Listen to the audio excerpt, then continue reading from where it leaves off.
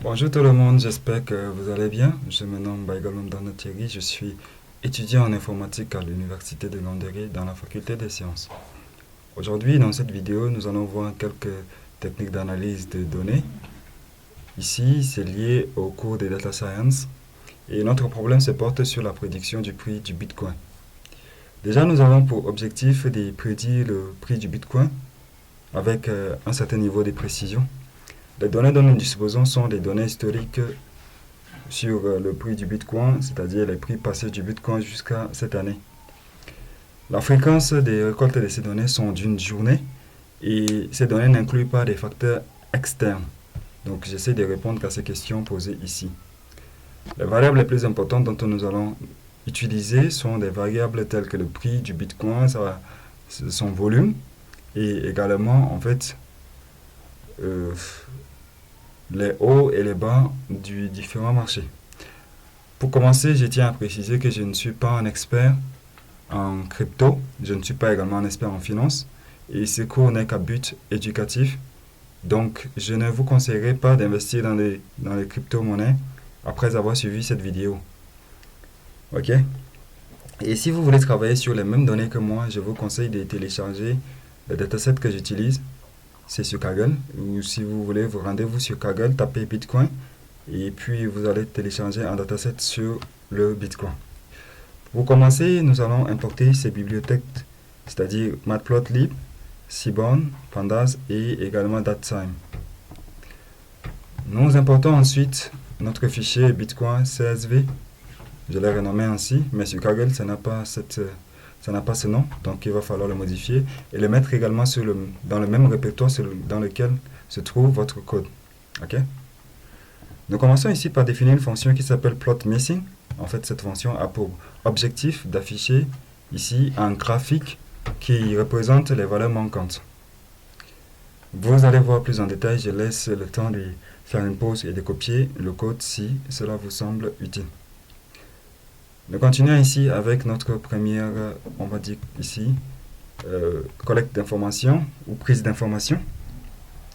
Avec bitcoin.info, cela nous donne des informations générales sur notre dataset. Ici, ça nous indique le type des caractéristiques, c'est-à-dire quoi? De quel type sont nos caractéristiques? Ici, on constate que ce sont tous des flottes. Et toutes ces valeurs-là, plutôt toutes ces variables sont des variables dites continues, c'est-à-dire que des variables dont on ne saurait dénombrer le nombre des valeurs. Donc c'est infini, on va dire comme ça. Et ce sont des trucs qui évoluent dans le temps. C'est un peu ceci. Il n'y a pas de variables catégorielles, il n'y a pas de string, donc, et il n'y a pas aussi de variables discrètes. Voilà. Toutes nos variables sont des variables continues. Ensuite, nous appelons ici la fonction described, qui est également présent directement lorsque vous appelez ici, vous utilisez Pandas. Donc c'est une fonction interne, en fait, on va dire comme ça. Cela nous donne en fait quelques statistiques. Ici nous avons ici le nombre de nos données par caractéristique. Nous avons également la moyenne, nous avons également les cartes types et d'autres également qui sont très utiles lorsqu'on les analyse bien sûr. Ensuite, nous comptons ici le nombre des valeurs nulles, c'est-à-dire quoi? Il peut arriver que dans un dataset, il existe des valeurs nulles, des valeurs manquantes, ce genre de choses. Alors ici, nous essayons de voir si ce nombre est très important, si ce nombre est très conséquent. Nous remarquons qu'il n'y a qu'une seule valeur nulle, c'est-à-dire une valeur manquante, et c'est dans le timestamp. Okay? Par la suite, nous décidons ici d'appeler ici notre fonction plotMissing qui affiche des graphiques qui montrent ici les valeurs aberrantes ou les valeurs nulles. Donc, ici, nous constatons qu'il nous affiche effectivement 1. Vous voyez, c'est ce second graphe qui nous intéresse, nombre de valeurs manquantes par colonne. Et on constate que ici, ce n'est que dans la colonne, timestamp. Notre prochaine action consiste à supprimer toutes ces valeurs aberrantes. Ça, c'est une décision qu'on a prise, mais il y a d'autres techniques qu'on pourrait utiliser, par exemple, pour remplacer une valeur manquante par la moyenne, ce genre de choses. C'est totalement possible, c'est totalement faisable, sauf que moi, je pars sur le principe de supprimer cette valeur. Donc, on supprime carrément la ligne, vous voyez, on supprime la ligne où il y a une valeur manquante. Et comme il n'y en a qu'une, ça ne va pas impacter les performances de notre prédiction. Donc moi, je décide de le supprimer, tout simplement. Donc avant, il y avait un 81 à la fin, nous nous retrouvons avec 80. Ensuite, nous essayons de voir s'il y a des valeurs qui sont redondantes. Les valeurs redondantes, ça peut impacter la performance de notre modèle, on va dire la performance de nos prédictions. Ça pourra donner une mauvaise prédiction. Donc du coup, la meilleure chose à faire, c'est de tout supprimer. Si vous avez des valeurs redondantes, il faut les supprimer. Ici, il n'y en a aucune. Donc on va dire que les valeurs ont déjà été traitées. Et nous, on travaille avec. Ensuite, nous avons ce code qui nous permet ici de visualiser la matrice de corrélation. Donc c'est une matrice qui permet de voir en fait la corrélation entre nos différentes variables.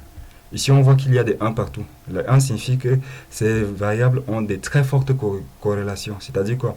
Si une variable prend de la valeur, la variable qui a aussi une valeur de 1 prend la valeur.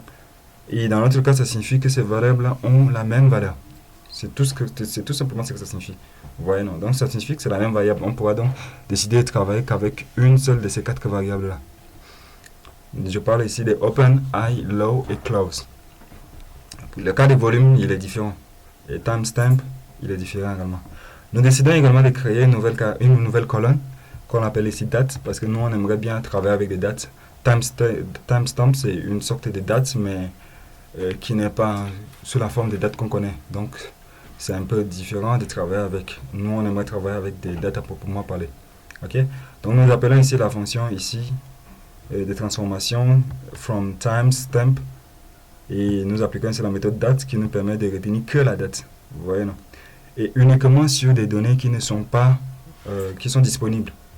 D'où le not NA. Not NA, ça signifie qu'il n'est pas nul en fait. Bon, il faudrait que la donnée existe. Vous voyez, non? Ensuite, nous faisons ici une analyse temporelle. Une analyse temporelle, c'est quoi?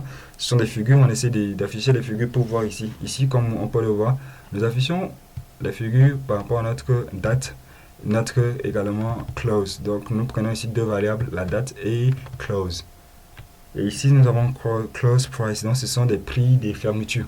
Ce sont celles qui sont très importantes parce que à la fin d'une journée, c'est ce qu'on retient en fait. C'est ce qu'on retient sur le Bitcoin. Et voilà. Si vous écrivez ce code, vous obtenez cette belle figure. Comme vous pouvez le voir, on constate que de 2012 à 2016, il n'y a pas eu grand chose, on va dire comme ça. Donc c'est à partir de 2016-2018 qu'il y a eu un peu de mouvement chez Bitcoin.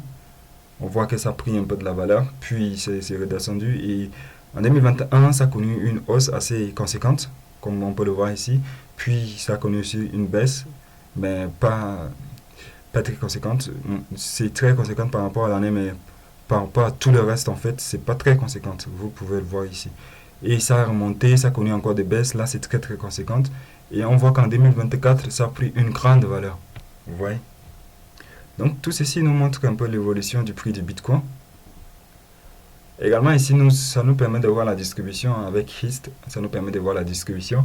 Donc ici, on voit encore une fois que nos variables ici, on a beaucoup de zéros, on a beaucoup de zéros, des zéros entre quelque chose, je ne sais pas trop la valeur. Mais en tout cas, comme vous pouvez le voir, il y a des intervalles ici. Donc voilà comment est distribué nos variables.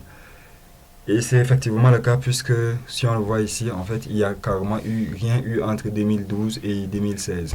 Et comme ce sont des données journalières, vous constatez qu'il y a eu beaucoup de valeurs. Beaucoup de valeurs. Ok? Par contre, ici, c'est très mouvementé. Voilà, c'est très mouvementé. Maintenant, détection des valeurs extrêmes, on appelle ça des outliers ou des valeurs aberrantes. Ce sont des valeurs qui ne respectent pas une certaine standard, on va dire comme ça. Par exemple, qui sortent de la norme. Vous voyez? Et ici, avec Boxplot, nous pouvons visualiser ces données. Et on prend ici toutes les valeurs, toutes les variables, ici, je m'excuse, présentes dans notre dataset. Et on voit que ici, ça présente uniquement dans le volume. Ouais, il y a une valeur aberrante ici, le petit truc ici, c'est une valeur aberrante. Ensuite, nous faisons le calcul de la moyenne et des médianes mensuelles ou annuelles en fait. Vous voyez? En fait, on calcule ici la moyenne. Ça, c'est pas... On crée encore, on va dire comme ça, on crée un nouveau mois, c'est-à-dire le mois de l'année. Vous voyez? Et on fait maintenant la moyenne mensuelle. On fait la moyenne mensuelle. C'est ce que ça signifie en fait. il suffit ça. Monthly average. En fait, c'est ça. Donc maintenant, on affiche cette figure avec plot, ce qui nous donne ceci, un beau graphe qui, si vous voyez bien, ça ressemble exactement, on va dire, ça ressemble à ces graphes. Vous voyez, ça ressemble à ces graphes. Mais comme c'est mensuel, vous voyez que c'est un peu différent du graphe d'en dessous. D'en dessus, je m'excuse, parce que ici, ce sont des données journalières, comprends, des données journalières, et ici c'est mensuel. Vous voyez, non? Voilà la différence. Ici, on vérifie maintenant si le volume des transactions a un impact sur le prix. Vous voyez? Donc, on affiche ça avec Scatel. Vous pouvez voir ici qu'il y a eu une grande... Ça, ce sont les volumes. Et vous voyez que plus ça augmente, en fait, plus le nombre de volumes a diminué, comme on peut le voir là. C'est-à-dire qu'il y a eu des grands volumes par le passé, mais maintenant, il n'y en a pas tellement. Vous voyez? Donc, c'est à peu près tout ce que j'ai à présenter. Ce sont les différentes techniques que j'utilise ici pour l'analyse des données, et précisément dans le cas du prédiction du prix des bitcoins.